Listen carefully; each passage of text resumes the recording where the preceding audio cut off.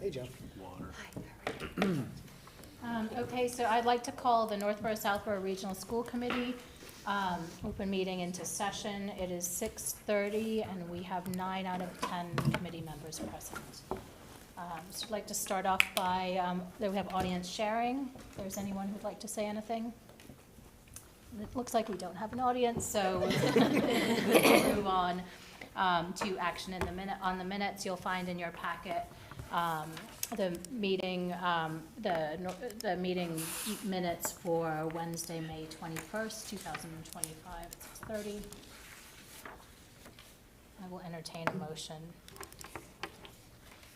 I'll make a motion to approve the open meeting minutes of May 21st, 2025. Second. Any discussion? Okay, so all in favor of approving the open meeting minutes of May 21st, 2025? And it's unanimous. Next item on the agenda is the educational policy. Approval of the Best Buddies Student Leaders and Advisors overnight field trip to the Best Buddies International Leadership Conference. Sure. Hi, everyone. So in your packet, there are applications for 3 trips that we're asking the committee to please approve.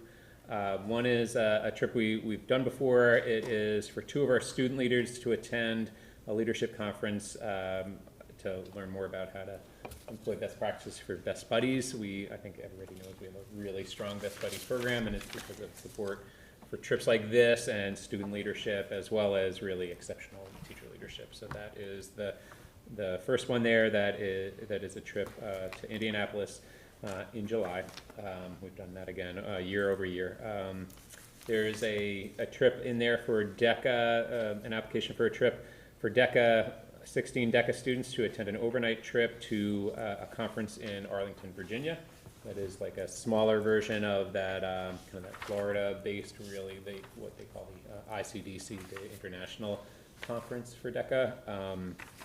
That has my full support too. This is a little bit different than what we've done in the past. It's a fall trip, but should be an exciting one should it be approved.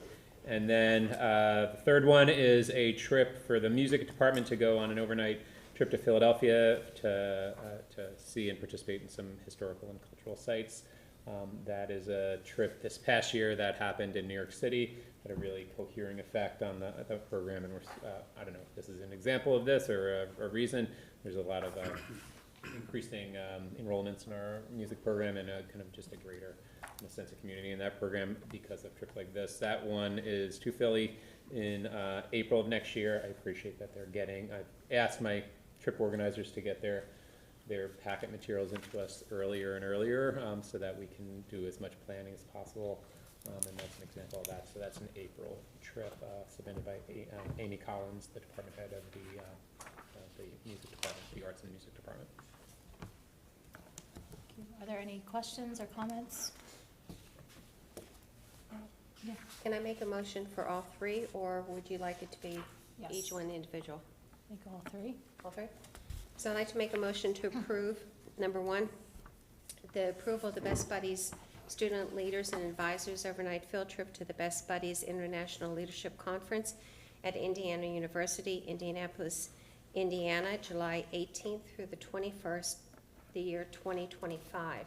The second one is approval of the DECA's overnight field trip to the Ultimate DECA Power Trip Leadership Conference in Arlington, Virginia, November 21st to the 23rd, year 2025.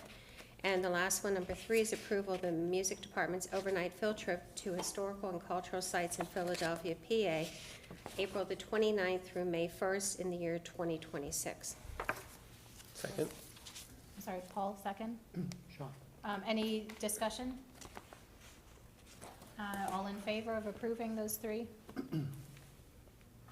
Any opposed? Any abstentions? So it's unanimous.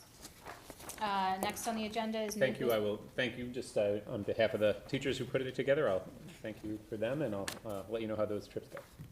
Thank you. Next on the agenda is new business, and there's a legislative update. So just a couple updates. The first is that the FY '25 budget supplemental to allocate the 1.3 billion millionaires surtax surplus was released. So a couple positives out of that, and this is for FY '25. That special education transportation reimbursement increased from 44% to 75%. So that is great news. Also, they did put in the following language around kind of evaluating transportation services across the Commonwealth. So it reads, provided further that not less than $250,000 shall be expended for the Office of the Inspector General to review school district transportation service practices provided pursuant to said Section 5A of said Chapter 71B. But it make recommendations for school districts that aim to reduce costs and ensure that districts maximize purchasing power and act transparently and efficiently to provide said services. So that is part of I think the advocacy that took place across the Commonwealth and really evaluating current transportation practices and making sure that it's not a monopoly for these transportation companies and that districts are really being well served. So that was great news. They also added $100 million to build capacity and opportunities for vocational technical programs in vocational and comprehensive high schools. So working with Sean and Michelle Kalin, we'll take a look at what opportunities exist around those funds. And then regional transportation reimbursement. So the House, the conference committee added $8,132,500 to the FY '25 regional transportation reimbursement allocation. So we'll have to see what impact that will have on our regional transportation, but it will only be positive. So the actual vote was actually today. I have not checked my emails around this, but hopefully it all passed, and we'll get more details around the supplemental budget for FY '25, and then we are keeping our eye on the FY '26 state budget. So hopefully that will be released in the next several weeks. And that is the legislative update. So if that's FY '25, like that's unanticipated revenue, does that go to E&D or what? I mean, it's also very new, so. So it is circuit breaker, or at least a portion of it is for circuit breaker transportation, so that's actually something that I was gonna speak about in my presentation, but there we go. So that is revenue that we can carry into the upcoming fiscal year. We actually anticipate using that, a portion of that next year and then some in FY '27. In terms of the regional transportation, the general education transportation, we do have two options. We could place those additional funds in the regional transportation fund that we have, or we could apply those towards our operational budget, and then anything else that helps would then fall to the bottom line and our E&D. Sorry to steal your thunder. Yes. Maybe I stole it first. That's okay. Now my presentation will be short. Any other questions or comments? Okay, thank you. Next on the agenda is the Health and Fitness Department presentation. So Brian Mawson is the Algonquin Regional High School Health and Physical Education Department Chair, will provide us with an overview of the department's accomplishments and share information about its work incorporating NESE's update to comprehensive health and physical education. And I will turn that over to you. Sure. So I'll introduce Brian Mawson as our Health and Fitness Department Head, a veteran of the building, and he's happy to share an update on the department and the direction of the department and curriculum.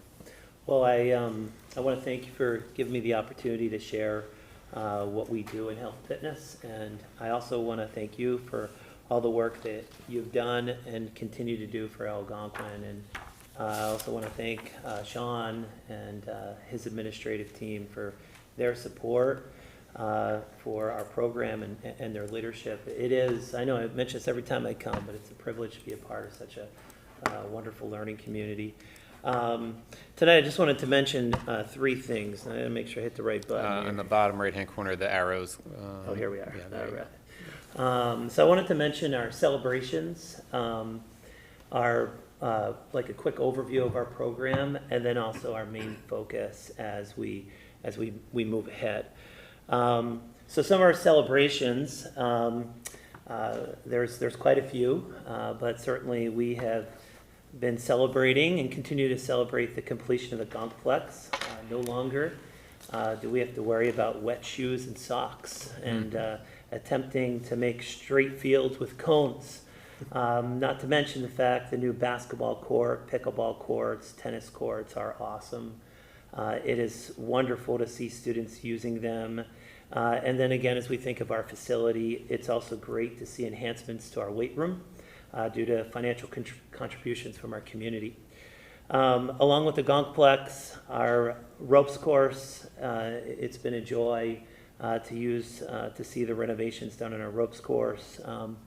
In addition to our low elements, we enjoy 9 climbing elements, 6 of which can have dual climbers, and 1, the lily pad, which involves the entire class. This year, thinking of our ropes course, thanks to the generosity of the Northborough Educational Foundation, we have been able to acquire pre-made harnesses, which our students really appreciate. And then finally, the new health and physical education frameworks have been released. The other day, I was looking at a copy I had of the 1999 health frameworks, and they were stapled together on my desk. And it dawned on me that most of my department were in kindergarten or elementary school when they were released. And that didn't make me feel young, but it did remind me of the importance of the new frameworks that we have. And thinking of those frameworks, it has been great being a part of the district instructional review team this year, which has given myself and a few others at Algonquin the opportunity to do a crosswalk of our curriculum in relationship to the frameworks. We also had opportunity to not just look at the frameworks through the lens of Algonquin, but we've also been able to look at the curriculum through the lens of elementary and middle schools as well. And thanks to the leadership of Stephanie and Mary Ellen and Andy McGowan, we are at a really good spot, and we are off to a great start as we think of implementing the new health frameworks, health and PE frameworks. That takes you to a second aspect that I wanted to mention. Whoop, got a little ahead of myself here. Just a quick overview of our program. As you enjoy the picture of our seniors on our athletic field, enjoying our new facility, our program, let me mention, consists of 4 main courses, 9, 10, 11, and 12. Each grade has to take PE, health and fitness rather, and they are semester courses. In addition to our 4 primary courses, we also have a weight training elective that we offer as well. As you would imagine, the journey in health and fitness begins with Health and Fitness 9. Health and Fitness 9 is a course designed for our freshmen with the main focus on personal fitness, along with acclimating students to Algonquin. They experience an array of activities, and as you can see from our picture, archery is one of them. From Health and Fitness 9, we offer Health and Fitness 10. And Health and Fitness 10 is a course really designed for sophomores. The primary focus is on health-related issues facing adolescents. Health and Fitness 10 covers a range of topics and welcomes special guest speakers. Along with the classroom, they also take part in 1 or 2 days of fitness activities in the week. From Health and Fitness 10, we traveled to Health and Fitness 11. And Health and Fitness 11 is for our juniors. The primary focus is on team building, working in a group setting. There's a big emphasis on helping students see and understand the value of other viewpoints and perspectives. Students spend a lot of time outside experiencing hiking, disc golf, climbing, and much more. And there's a picture of one of our classes out on a hike. That brings us to our final core course, that's Health and Fitness 12. Health and Fitness 12 is for our seniors. It's primarily about preparing students for life after Algonquin. In the process, however, it creates opportunities for seniors to have fun with their classmates before they exit our hallways and head out into the real world. Like our other courses, they too participate in a good amount of activities, and the picture is one of our classes climbing, and if you notice, by the way, that's the new pre-made harnesses that they are using. From our core courses, we have our lone elective course, our weight training course. Our weight training course is designed to help students learn about weight training and conditioning. It's a great course to help students get their workout done during the day. This is especially beneficial for students who work or who have other after-school responsibilities. That brings us to the third aspect that I wanted to mention. As we move forward, our main focus in the years ahead will be on the new frameworks, which include the overarching themes of wellness, lifelong skills, and a greater emphasis on social emotional learning. As we continue to look at these themes, the work we have done already, such as working with guidance to coordinate social emotional topics covered in their workshops, and the work we're doing around the frameworks, I'm excited to work with Mel Algonquin Health and Fitness colleagues who bring so much to our school community. In fact, some might think of them as trophies. If you look at that picture, this was communicated a year ago, and as I look at that picture, I can't believe they actually got me up there, but they did. But I look forward to working with this group in the years ahead to help ensure curriculum alignment to the new frameworks, to help create a K-12 scope and sequence, to develop curriculum maps, and to collaborate with K-12 health and physical education teachers throughout the district. Appreciate, again, the opportunity to share with you some of our celebrations, a review of our program, as well as sort of our main focus going ahead. That said, certainly want to pause to see if you had any questions for me about what we're doing in health and fitness at Algonquin. Yes, sir. So, thank you. My daughter's, she's going to be a junior, and loves, very, very much enjoying the programs. Perhaps this is a question over here, but regardless, I'm kind of upset that the whole Gonplus has added pickleball to the whole thing. She seems to become addicted to it. Yeah. So with She's that not said- alone. Yeah. So with that said, is there any thought to actually putting lights on the court? Because I'm curious. So what, So she's been coming home around 8:30, so like another hour. we are, today is summer solstice, so this is the day. Get there later. So, we did, in the design, have electricity brought to the tennis courts, so if it was a consideration of the committee and the district to add lights, the electrical, all conduit is there, so it would just be a matter of raising the funds for the lighting, so it is something we would consider. She can start her fundraising. I think there'd be a great community appetite as well, because, I've seen pickleballers with their car lights on playing, especially in the fall, trying to get that last game in. Thanks. Again, thank you very much for your presentation. I have a question related to the curriculum. I think I know the answer to this, but I believe sex ed will be kind of changing under the new state frameworks Yep. quite a bit. How does, where does sex ed fit into the curriculum right now? Is that in grade 10? It is. It is, okay, because I was trying to kind of figure out whether it was falling into the family life It is. or the making smart decision, kind of in those kind of those kind of interesting euphemisms, but I just want to make sure that it is in fact addressed. It is. Okay, great, thank you very much. Kathleen? So having two boys who went through Algonquin years and years ago, they're so jealous of all this new stuff. They're like, why did it take so long? But what I will say is that I think we have to acknowledge that we have we have great attendance records here at Algonquin, and I can attest just from my own kids that even when they were little, when I'd say, how was school, they'd always tell me what they did in gym.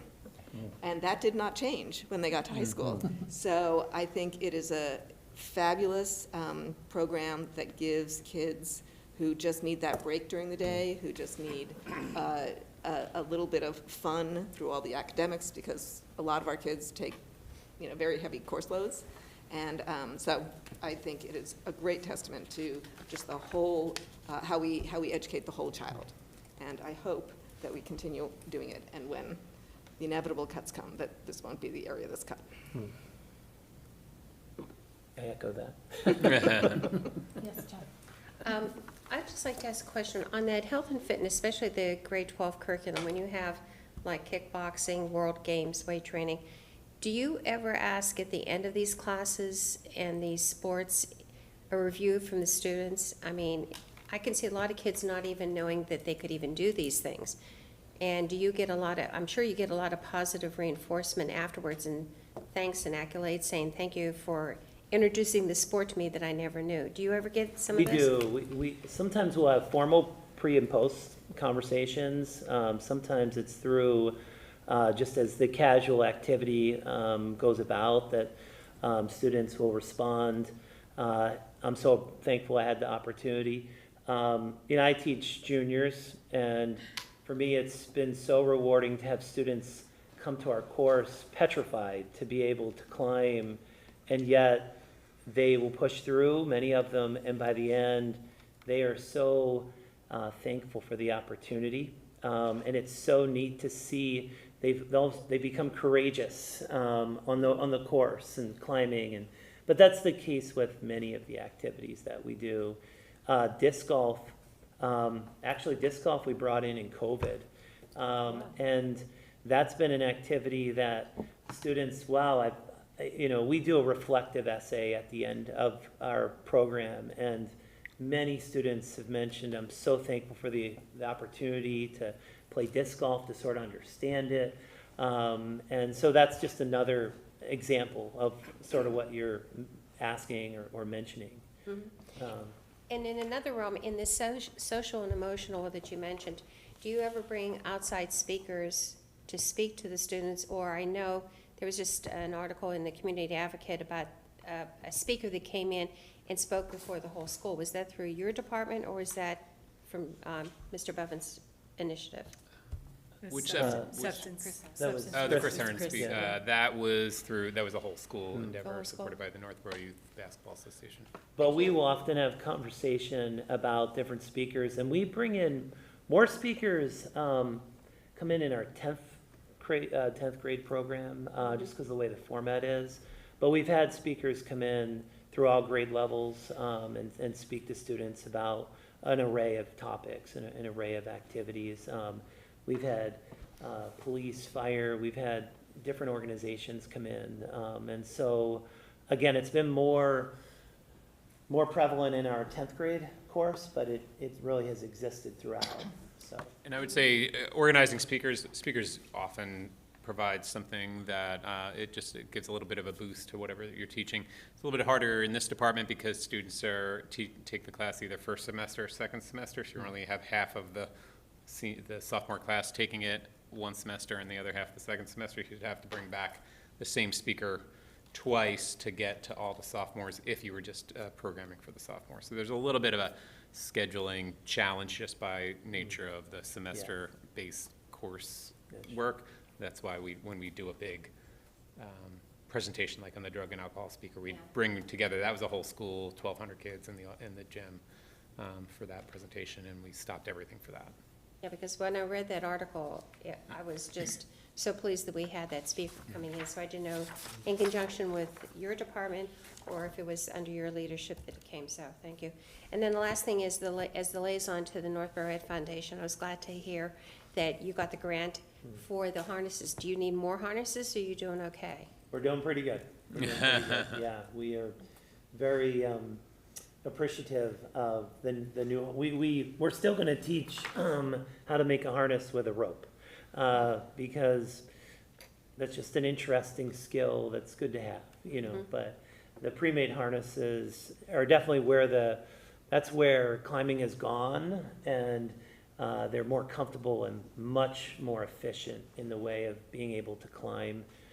They're much easier to get on and off, and so again, I mentioned it, we were really, really excited to have the pre-made harnesses and the Northborough Ed Foundation. We were so thankful for their graciousness and kindness, and so that's been new this year. I'll take the thanks back in September to the meeting, and I think a confidence of a student. I was thinking if I could make mine out of a rope and one pre-made, I'd take the pre-made first time. Thank you very much. Have a great summer. Thank you. Thank you.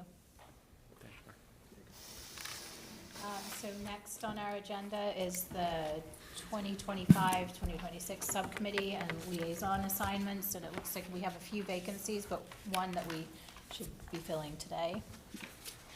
Yes, so the collective bargaining subcommittee, so thank you for those who were able to attend the IBB training. Was that last week? It was. It was like weeks ago. Since that training, I've had a few sidebar conversations with members. And I've also had conversations with the association presidents. We do not feel like that particular IBB facilitator is a good fit for us. And I just wanted to have a conversation about that. And there aren't a lot of IBB facilitators out there who can facilitate the work in a way that we think is needed.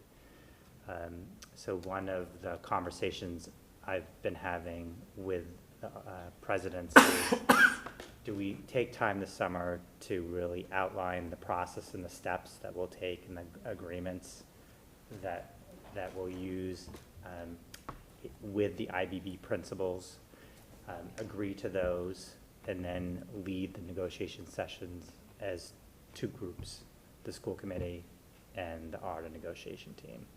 And we'll lead together with IBB principals. So that's something we've been talking about.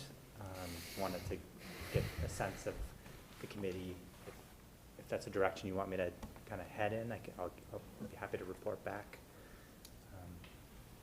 So any feedback is appreciated. I also didn't think she was a great fit, but, and that's an intriguing idea. I mean, I don't know what's on the table this year, if it's, you know, if there's nothing too terribly contentious, maybe it's a good year to try it.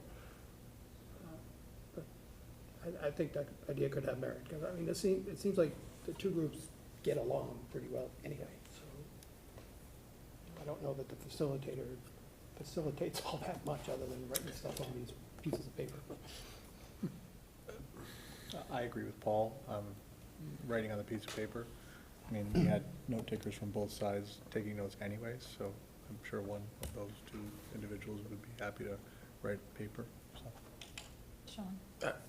It's hard to replace Lois. Was it Lois? Yeah, I mean, she was a taskmaster and kept us on track. I think that would be the only thing I'd want to make sure that somehow we're collectively able to stay focused, you know, on those few times you start to get derailed, but. Yeah, I think that we would have to, you know, with Heather working in collaboration with their MTA rep, kind of help us keep on task. I think it is a good opportunity to really document the process. We've always relied on Lois to walk us through the process, but we don't have an articulated agreement that, you know, whoever is sitting in this seat can take and say, okay, this is the process. That ARDA can take and say, okay, this is the process we've agreed to, and it's worked. So I do think it's an opportunity, and I do feel like it's starting from a strong foundation of mutual collaboration and respect. So I'd be happy to continue those conversations and report back to to the subcommittee. Yes. I agree with all the sentiments expressed here. I think it's a good idea to bring that back, to bring that idea back. My concern, I do echo Sean's concern about being able to stay on task and really kind of, I mean, following the true IBB process.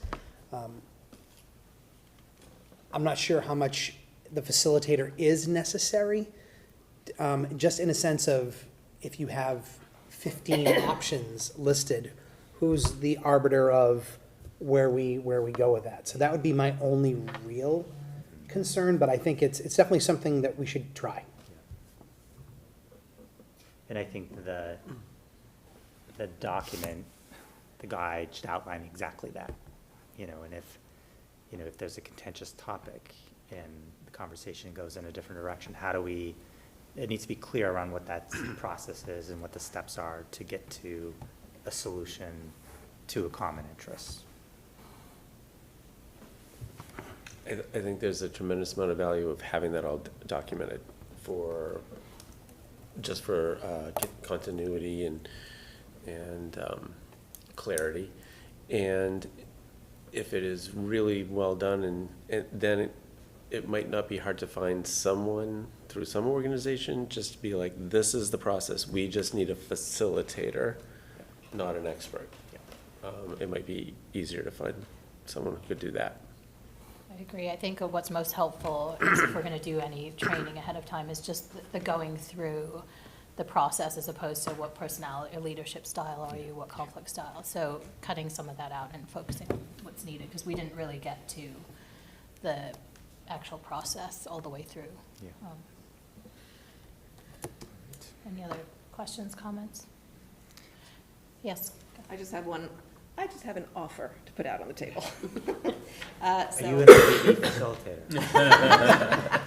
Nope, so I'm on the policy development subcommittee, and I'm happy to stay on it. I'm not saying I'm gonna quit, but if any of the newer members are interested, I have to say that policy development is probably, in terms of even more important than budget, if you want to understand the inner workings of the school system and of the administration and how things come to be.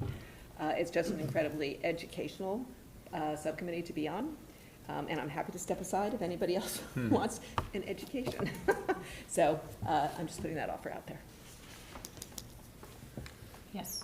Kathleen, thank you for serving on it, because just the other night, Monday night, when we had our combined meeting, we went through all those policy, and there's a lot of detail. You can tell there's a lot of work that went on that, from the administrative office, to you and also the other members of it, Sean O'Shea and Jen, who was also on it. A lot of work, so thank you very much. And that's one of the two.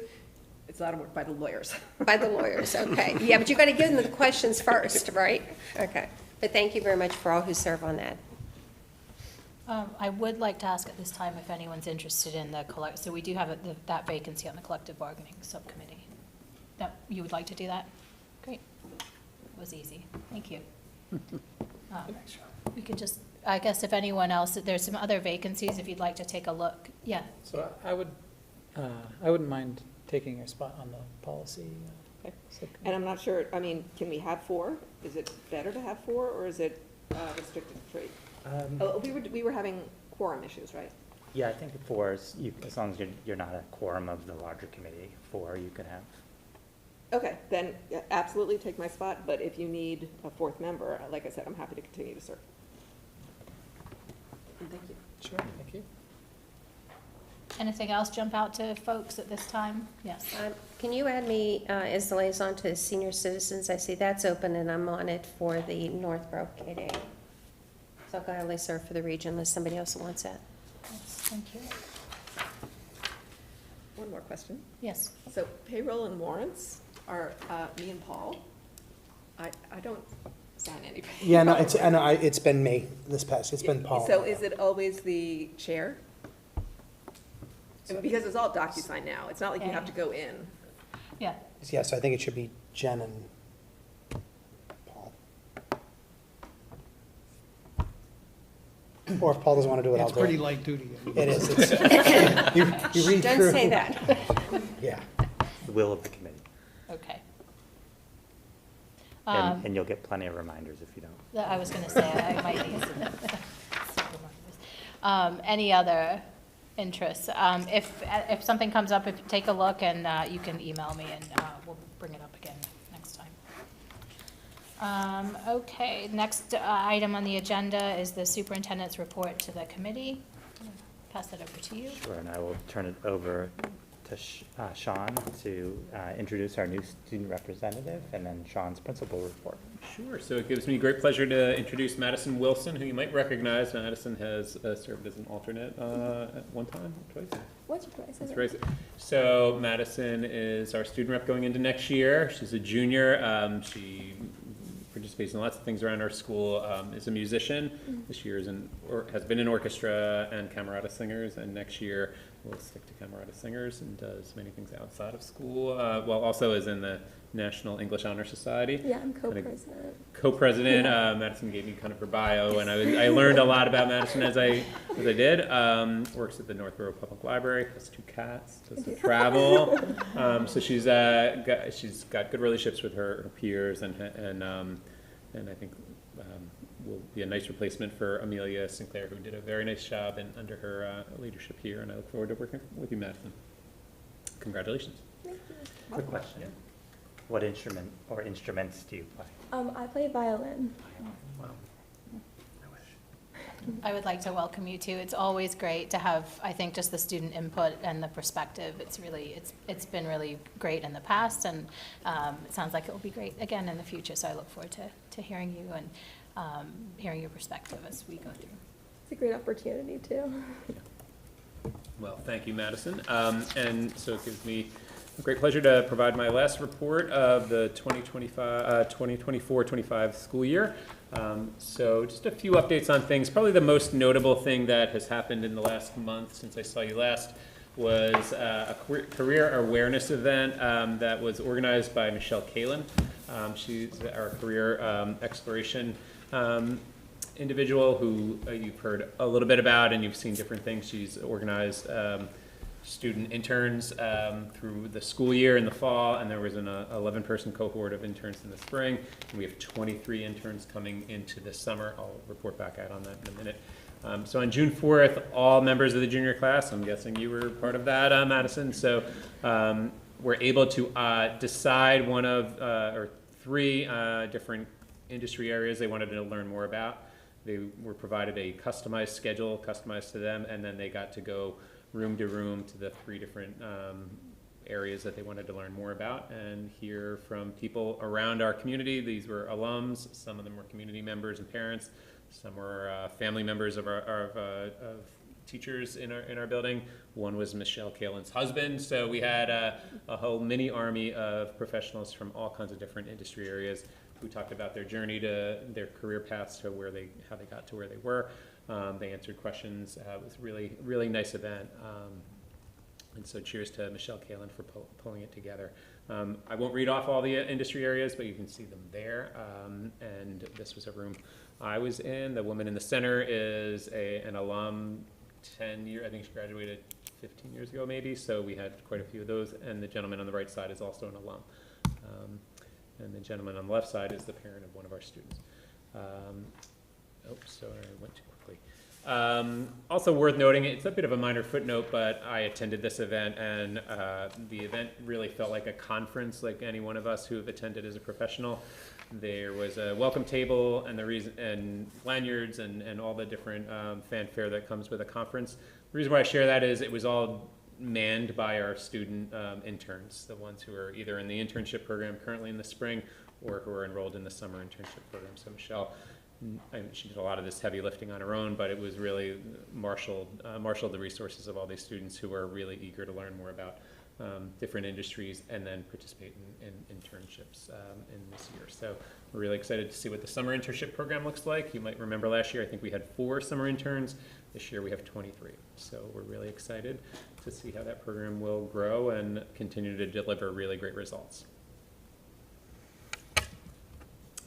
Just a quick note on graduation 2025. It was pushed indoors because of the rain, which is unfortunate.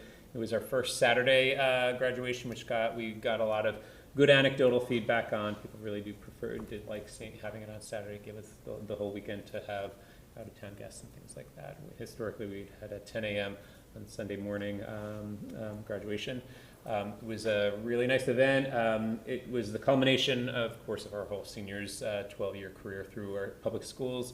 What we started to see, and one of the things I've been trying to design over the course of a few years, is building up traditions that strengthen our students' reflections back on their K through 12 experience. So we have a few events that allow them to do that, including, I think I have a photo here, yeah, and this photo references that. So these are our graduates back at their elementary school. I think this was the Finn School. So that was a nice send-off for a really great group of kids. You mentioned that, I think they do the senior walk at Trotter. We do it at all the schools, yeah. That's a phenomenal thing. Yeah. I happened to be there. Oh, is that right? Picking up my son, and they were setting up for it and decorating, and it's a really, do they do the same thing at Milliken? And We do it at all, we call it the senior stroll, so they go to, the Southborough students go to the Southborough elementary schools up through the Trotter, and the Northborough students go to their 2 elementary schools and then the middle school. So we have buses roll out of here. It's a real nice event. A lot of schools do it, and it's really, this year's enrollment in it was higher than ever, which is the second year we're doing it. I will say, I was surprised, my son was in 8th grade, and he was actually, the class was very excited to have him go through, so. Yeah. it was- I was surprised, actually, that. Yeah, one of quite- the goals it was is, quite cool. well, thank you, John. One of the goals is to strengthen our graduating seniors, kind of reflections back on how they got to this point of graduation, but also to model for our younger students, this is where you'll end up if you keep working hard That was and, great. and get to where you're Do going. they have like a talk at any point, or do they just walk? Each school does it a little bit different. There's no like talking moment. What is most typical, if there is like one version, it's about a 20-minute visit. They kind of march around like the inside of the school, and then mostly seniors have a chance about 5 or 10 minutes to go find a teacher, and that's what happens. They kind That's of cool. break out. They go find teachers to take photos. Some peers. It's really kind of a nice event. Yeah, it's a nice event. The tiers are often the adults, actually. Yes. It's the, Happy tears. yeah. Yes. And ahead of the event, we send them a copy of the yearbook, a digitized copy of the yearbook, so they can see what the kids look like. So if you had a kid in 2nd grade, you might not recognize them when they're 18. So now they know what to look for, and our kids wear name tags. So that's something that's improved over this year since last year. Yeah, so there's a lot, we've had the pleasure of observing this, and there's a lot of teachers like, and then the student will introduce, and they go, oh my God. Yeah, it's Just really, like it's a fun. their 4th grade, picture of the student in their mind. And then Yeah. seeing Well, the adult. And some of the schools have done really nice job of, some of them have monitors in their front lobbies, and they have created pictures from the student as an elementary student, and then the picture that you all have sent them, sort of side by side, sort of scrolling on the screen. So they've prepared things for the senior stroll now, so everybody really looks forward to it. Yeah, so for example, Proctor School, Stacey Mahoney, the principal over there, had created that exact thing, and some type of journal entry that that they had still on hand that indicated what the students, when they were in 4th grade or 3rd grade, what they wanted to do when they grew up, and of course it was really cute to see, and the kids had them, and they were showing them all. So it's a really nice event, and it was a great group of kids to say goodbye to. So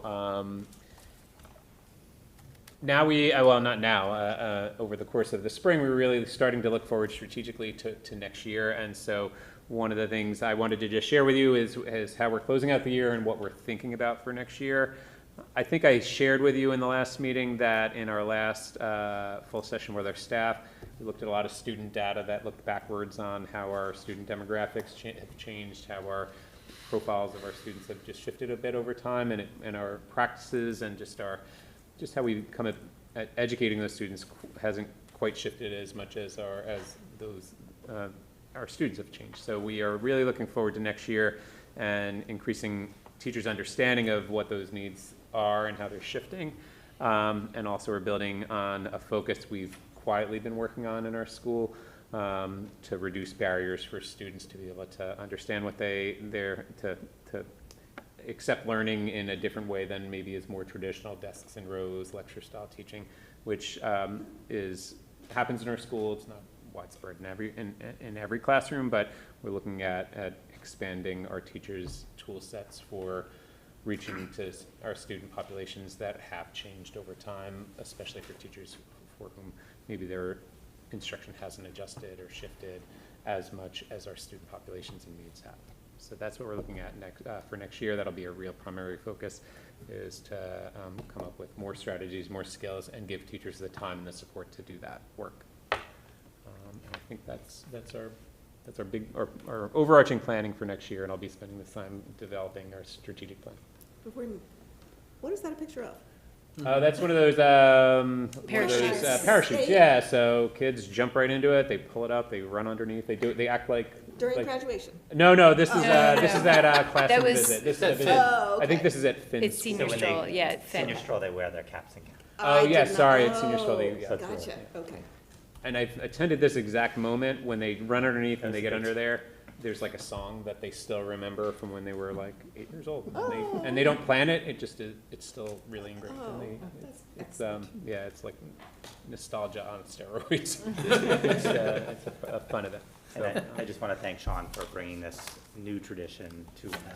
yeah, it's been a You know, fun it one. benefits the seniors, it benefits educators. It's great for our students to see graduates, the windows and mirrors. So it's really, in a short period of time, become a really cherished event, and one that faculty, staff, principals have really bought into, and kids. Well, thank you, Greg. It's one of the highlights of the year. It's certainly one of the major features of that last week with seniors. It might be, except for graduation, it's become really the most attractive event. Who won the student softball faculty? Teachers won it, and teachers won what we call the Titan Cup. It's awarded to the students or the faculty who win the most games against each other across the year. So that's the second year of that award, and teachers are 2-0 so far. Rock, paper, scissors was like the last installment of that. You and led then- Simon Says, did you not? I'm sorry? Weren't you in Simon Says? I led Simon Says. That was not part of the official Titan Cup series. So it was a great year, and we're happy to see off this group of kids. Yes. Sean, I'd like to thank you, and please give thanks to all the department chairs that came and did all the I will. academic, reports that they gave, and even the last one today. I'd just like to share that I have given the paper that was in one of the slides from the foreign language presentation, and that was on the SIL biliteracy. And I first had heard about it from a teacher in Westport, Connecticut. So when I was just down there, I took the slide, Oh, okay. and I shared it with her. She was very impressed, and we looked, because from the past 3 years, the uptake in the number of students that had done it, and she was very impressed by the number of languages. So they were still in session, so she was taking it back to her Okay. department. So I wanted to tell you that getting accolades even in Westport, Connecticut, Oh, so that's they're exciting. going to try to keep up to your standard if they can on Well, that, I'll in the share foreign your language compliments. department. Well, thank you, Joan. I'll share your compliments along to Emily Squires, the department head there. Thank you. Yes, Paul. Just had a question about your focus for next year and increasing teachers' strategies to identify and eliminate barriers for students. Can you talk a little more about that and what kind of barriers you're talking about? Yeah, sure. So, a framework that we're really thinking about and adopting, that many teachers are already trained on, is something called Universal Design for Learning. And so, one of the key tenets of that is the core belief that every student can learn, but in traditional structures, not every way students might be able to produce that learning might be uniform. So, in a historical sense, like in an English class, students might produce a paper of a certain length on a certain topic in a certain format. And that's not just the only way we can communicate our mastery of a certain concept. So pushing forward, we're starting to see, and teachers are already doing this, maybe instead of writing a single paper, you could write a paper, or you could create a recording of some sort, or you could create a film that indicates that same level of mastery. So with a lot of thoughtfulness and design and figuring out what mastery objectives you have, you can build different pathways to do that. So students who might not be really skilled at sitting down and writing a 5-page paper might produce a much greater product that communicates that same level of mastery. So that's just a singular example, but And on the flip side, teachers might be looking at different ways to actually communicate the things that they are, the lessons that they're providing. So not every student will respond to a lecture-driven instruction. Students might have a greater preference for other ways of absorbing that information, and we're asking teachers to expand on the ways that they do that. So that's just kind of the barriers that exist that we haven't really addressed that we are looking at tackling for going forward. That's great. And I'm really glad to hear you saying about that. And, you know, it was top of mind for me today. I just read this story today about a kid locally somewhere who was autistic and nonverbal. And he just graduated from high school, and he's going to MIT. Oh, wow. And it was, you know, he was not in a public school setting the last 4 or so years. He was, you know, one-on-one in some placement kind of thing. But still, I mean, they, you know, somehow drew this kid out and, you know, found what he was capable of. It was just amazing, so. And one of the key concepts is that this kind of level of choice is a big piece of it. That doesn't just benefit the singular kid who maybe doesn't prefer writing.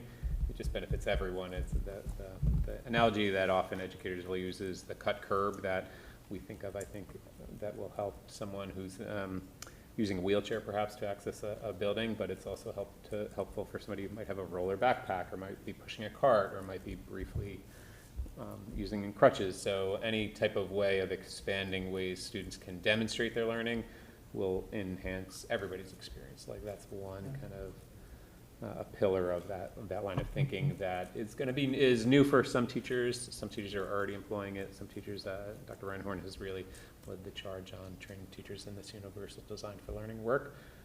And now we're looking to expand it and to really make it a key feature of what we expect of teachers and how we're going to reach more kids to achieve the mastery that we're hopeful for. Very good, thanks. Thanks for explaining that. When I first saw this, I was thinking more, I was thinking in a different direction about access to courses and making sure there's equitable access, and like how some of the AP courses now are unleveled or there are prerequisites. Yes, and the success you've seen. So I think it just it enhances and follows in that regard of what you've been doing too.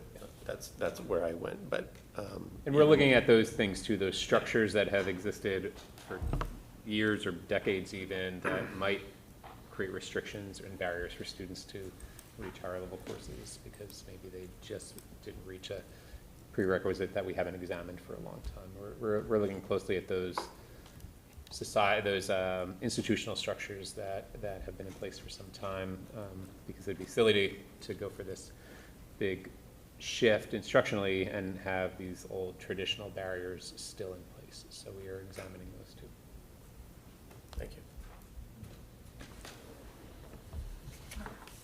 Okay, so we'll move on.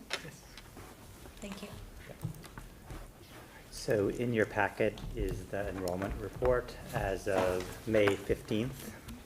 And over the summer, we'll be looking closely at how many 8th graders at Melican and Trotter matriculate to the high school. So typically, we have that data for the August or early September school committee meeting. It's something we keep an eye on over the summer. But at this point in time, there are no significant changes or outliers that we need to pay attention to. And then I'll turn it over to Becky, who will provide a quiz on the legislative update and provide some financial information. There we go. Okay, so since last month's meeting, 6 additional function codes have been overexpended. However, 3 of those function codes are not expected to be overexpended at the end of the year. 2 of them were because the purchase orders were entered into the incorrect accounts, and we have since done journal entries to move those into the correct accounts. And then the 3rd was because the encumbrance had not been updated to reflect the remaining amount that we anticipate being due. So those 3 lines there are 2 technology lines and then our school choice lines. Those are the 3 lines that I'm referencing. And then the remaining 3 accounts are the custodial supplies, and that was for the purchase of summer supplies, summer cleaning supplies, since they will have already started probably to get a head start on that today. Maintenance of equipment, that is for a new soundboard at the auditorium. Unfortunately, I think ours died right after Northborough Town Meeting, right before Southborough Town Meeting. So it was kind of all hands on deck to get that replaced. And then also health insurance. We did see an increase in the number of family plans that were added by our employees in the months of April and May. And this is due to family changes and qualifying events, so those were unanticipated as well. So in total, the monthly general fund report that is dated May 31st has a budget balance of $200,000 or 0.72% of the total FY25 operational budget. That is a decrease of about $141,000 since the prior month's report. And the main reason for that decrease is because we have done the purchase of some of the technology equipment in the Black Box Theater. And that is something that we had anticipated doing throughout the course of this year. I also want to point out that the athletics budget is really coming in right on budget. I think in the report, we have about $25,000. I looked at it today and we're at 14 with just a couple of weeks left in the year. So we really are trending very well in our athletics budget. Also, we have 2 weeks left in the fiscal year, not even. So right now, the finance team is really reviewing all of our open purchase orders. We're working with Diane, probably mainly here at the high school, and then with departments to process any final payments and close out any purchase orders that won't be needed. And then while we are closing out FY25, we've also opened FY26. So departments are able to now go in and enter in purchase orders for the upcoming fiscal year. This allows them to place those orders over the summer so that we can have things in place for when the doors open on August 28th. So it really is a busy time of year in finance. We're working in 2 fiscal years right now. But Soon to be 3. Soon to be 3, yes. So I will also speak to the revenue report at the same time. So as of May 31st, the report does show that we are 96.78% complete in collecting our FY25 revenues. During May, we did receive our final FY25 assessments from both of the towns. And then a couple of things that I just wanted to point out, and this does go back to Greg's report. So we are still waiting our second regional transportation reimbursement from the state, and that is due to this pending legislation. So I would anticipate that we may not see that probably until about the beginning of July when all of that gets finalized.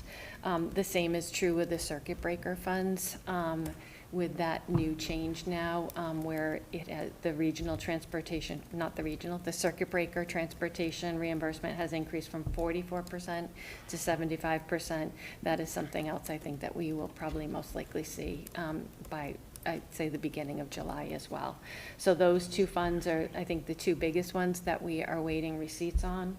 And then lastly, the $41,000 that is showing as received in parking fees during the month of May, that is for the 2025-2026 school year. The high school did start to collect those fees earlier, so that's why it is looking as though the fee collection is a little bit higher than we normally see over the course of the fiscal year. Did you say $41,000? It was, yes, yeah. We normally collect about 50,000, so they've actually gotten a real head start on their collections for the upcoming What do you charge a year? I don't recall what the number is exactly. 180, is it 180? I think it's in the 200 range, I think. Okay, so 180. I can find that. I think the reason why that's accelerated is students had to enroll in they had to pay for a spot in order to participate in the lottery to find a spot. So I don't know if that's something you participated in Madison. So we have numbered spots and students, Mr. Gitkin created a system so that students. The system was very well appreciated this year. It was well appreciated. Are you being facetious or wasn't all the feedback? I think There's a lot of degree of choice. Well, if you got an yeah. early spot. So, yeah, if you got a good spot, it was much appreciated. My daughter if you got a didn't good miss it. spot. All right, there you go. She's quite So, happy. so I think it looks like it's 175 for the full 175, yeah. year if you're doing it early, and then it's 100 per semester if you're Yeah. just doing it in the spring. That's what It seems like a lot. So I can't speak to that. I don't know if, I wasn't here when that was created, but I know that the funds are used to maintain the parking Yes, lot. they're There's a used, direct correlation yeah. between, so that's To the help with- plowing, the lining, the pothole filling, all those things. I think part of the thinking is because we're a regional high school, we offer everyone a ride to school. And if they do not choose a ride, then they choose to drive. And that does create a cost for us in terms of maintaining the parking lot. So I think that has been the genesis of the parking fee for many years. And No, I live in a divided household. Yeah. Where, because the kids were like, why do we have to pay for something that costs the school nothing? And I would have to say, because there are definitely costs, that are involving having kids park there. And you can ride the bus.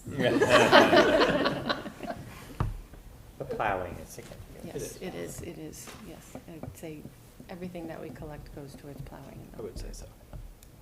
I did receive a question from someone in the public at one point on the parking as well, and one of the things that I thought I recall mentioning is like, so also by paying the fee, it does maybe disincentivize bringing a car to school at some point. If everyone brings their car, maybe there's too many spots, then kids are driving maybe recklessly in order to get a particular spot, so some of it provides for granting a spot and also the flow of traffic, if that's worth something. Yeah, I think that getting a license and driving a car to school is a kind of a milestone for many of our students. So I think that we always see ridership, Keith, we start the year strong, and those sophomores and juniors getting their licenses. That's right. It falls off pretty quickly because kids prefer to drive to school. It's that sense of independence. But maybe we could, $150 to take the bus. Now we're talking. Any other comments? So I would like to actually bundle vote on all three of these together. So I will accept a motion to approve the fiscal year 25 budget line item transfers, the fiscal year 25 monthly general fund expenditure report, and the fiscal year 25 statement of revenue. So moved. Okay. Any discussion? All in favor? And it's unanimous, passes. The athletic complex. Oh, yes. Turn it over to Becky. Okay.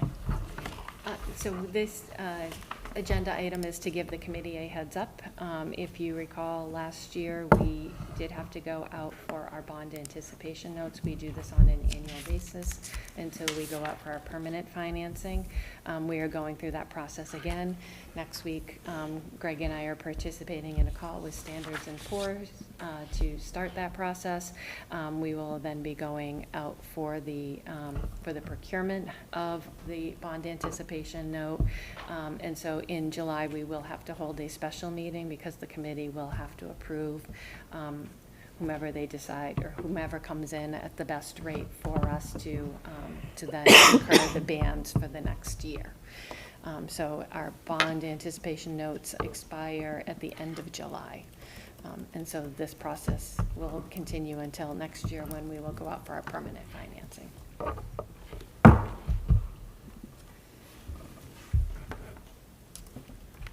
So next is, there is no old business, no policy development registration at this time, public comment. There's no one in the audience. Does anyone here have any comment?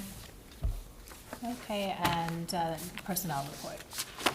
So in your packet is the personnel report, and we have a few appointments. One notable is the new athletic trainer, and Sean, do you want to say a few words about that? Sure, we're very excited to welcome a new athletic trainer to our staff. Her name is Corinne Carbone. She comes to us by way of Westboro, and so she beat a not deep field, but several others who were quite strong, and she's a former college athlete herself, and Westboro's athletic training program is one of the best around, and so we're excited for her to come to our school and bring a whole new set of skills to support our student athletes, not just reactively when they're injured, but also we're really eager to see how proactive she can be to help students understand how to prevent injury and how to return from injury. So that's just really great. We're really excited to have her join our staff. And then also we have 4 or 5 retirees. So Randy Carden, we did recognize earlier in the year. And we have 4 faculty members who combined have 80 years of experience between them, who have retired. We did invite them for cupcakes. And one took us up on the offer, but then emailed me and said that he had a family scheduling conflict. I'm assuming he's probably booking his retirement trips. So was deep into planning. Do they get the box? Yes, and Sean has a wonderful event at the end of the school year to celebrate the faculty and staff.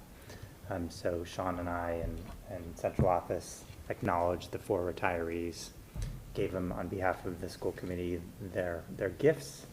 And I think what was really touching was the faculty and staff gave them a standing ovation, which was, I think, touching to them. Yeah. More so than if we gave it to them. Yes. And then we had just 2 resignations. So Sean has done an amazing job hiring. We're in a great place in terms of being staffed for next year. And over the summer, what we see is transitions with ESPs. Either they take on new positions, step up in teacher positions. So we have 2 resignations.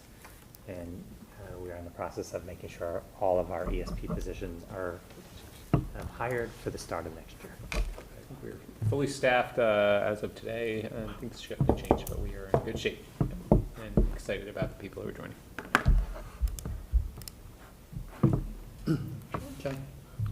Yes. I just want to comment on, I mean, these are all familiar names, these 4 teachers, and, you know, like John Barry was a big help, I know, with the complex history lesson.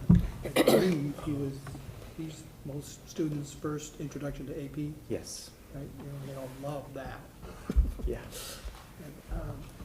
And beforehand, is he still gonna, he's the robotics guy? right? Computer science. So he was our computer science teacher. He's kind of the person who, you know, developed our computer programming courses, and so he does not work in the robotics.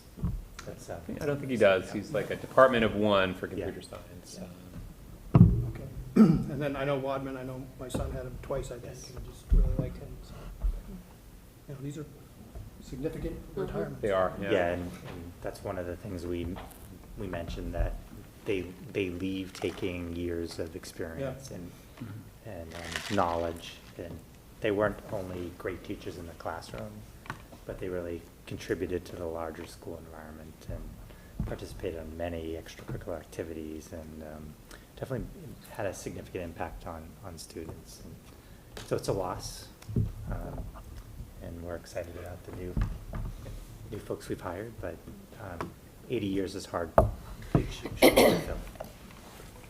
But I will say, I feel like we also see some of our, you know, maybe been here 10 years, and like some of the younger faculty who are stepping up and they're becoming department heads, and they're, you know, so it is a huge loss. And I think there's a lot of really exciting, not only with new hires, but also with our own internal folks who are going to have opportunities, and they're excited for them. Good point. Yeah. And there was a wonderful article that was in the Community Advocate about John Barry, so I learned a little more about him, and I just thought maybe he was here maybe about 10 years, and when I read it, that he walked through the doors 30 years ago. Yeah. I'm like, 1993. whoa, I remember the beginning years. And he's done so much for it. He learned a little more about his personal life, but he's, the commute was an hour every day in, and now he's still going to continue in some endeavors with education, but closer to his house. But just like what Rick says, I mean, these department heads, you talk about the math teacher, John Barry, Elizabeth Dorr, they started a great foundation here, and there is a lot of new people that are coming in that have learned from them as they're being their mentors.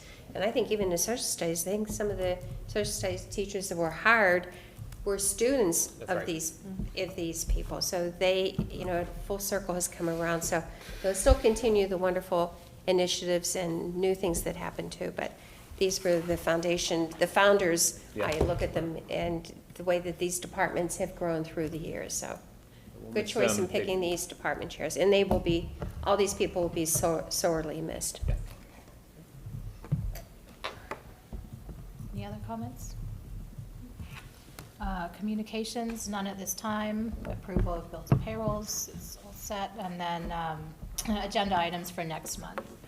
I would like to, I guess we talked about potentially a substitute teachers. I don't know if that falls in under the school reopening update, but So data around how many students experience study halls or cafeteria. So I think we could collect some data from the prior year, set some goals for this upcoming year.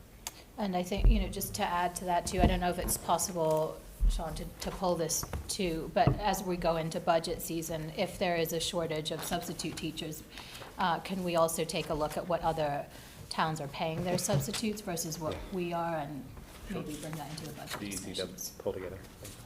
Can we also add to that, the amount of lead time that the substitute teacher is, that the substitute is known? So, the reason why I mention that is, I appreciate the fact that substitute teachers happen, but what I also did not appreciate till I was sort of hearing it was the students are aware when the teacher is going to be out a bit ahead of time. Sometimes, yeah. And you'll be upset about this, Sean, then they start angling for a late entry into school because, oh, I have 2 subs, Oh, I don't blame them. So No, so can I go in late? So we should Sure. just be thoughtful on that Yeah. because, I hate to have them have a tardy, but I also think to myself, well, they're just gonna go sit in the cafeteria. I totally agree with you. So, in other words, we should think about perhaps taking away that tardy, we should think about a policy around that, because, again, I see where you're going potentially, I think I know where you're going, but I think we should have data on that too. Yeah. I can look at that. I don't disagree. I think a student would benefit more from sleeping in on that morning if they know the day before their first 2 classes, which we hope doesn't happen a lot, but it does happen. Yeah. Maybe we have one, maybe then or October, or an update on, and maybe we had it and I forgot, but on the Gongplex, where we are in terms of Final phase. the work that was done this year and where we are with that. Also in September, and it might be on here, is we do usually an update on the school improvement plan, and kind of look back and a look forward of where we're heading. Have we had John Parent in? No, they are slated to, Kathy and John are slated to be here in the fall at some point. Does he give you, maybe not you, does he give a report on sort of the health of the servers and the security and all that? And should that be something we consider just maybe adding, perhaps not talking to, but maybe something at least a little bit more frequently to understand what the health of our systems are? Yeah. An idea. I think he could, we Even have if it's a memo? present in October, early in October, and then talk about some of the health of the systems and the gains we made as a result of his leadership and what he's brought, the monitoring systems and Yep. safety and security systems he has adopted as a result. Yeah, perhaps I'll ask those questions in October, but I just think perhaps some sort of memo would be updated. Would you like a memo? Yes, Yeah, I would like a memo. Yeah. We can do that. Any other agenda items you can email to me and we can discuss. Okay, so at this point, I think we're through all of our agenda items. I will entertain a motion to adjourn the Northborough Southborough Regional School Committee open meeting. So moved. Second. All in favor? And it's unanimous, adjourned at 7:45. It's still light out.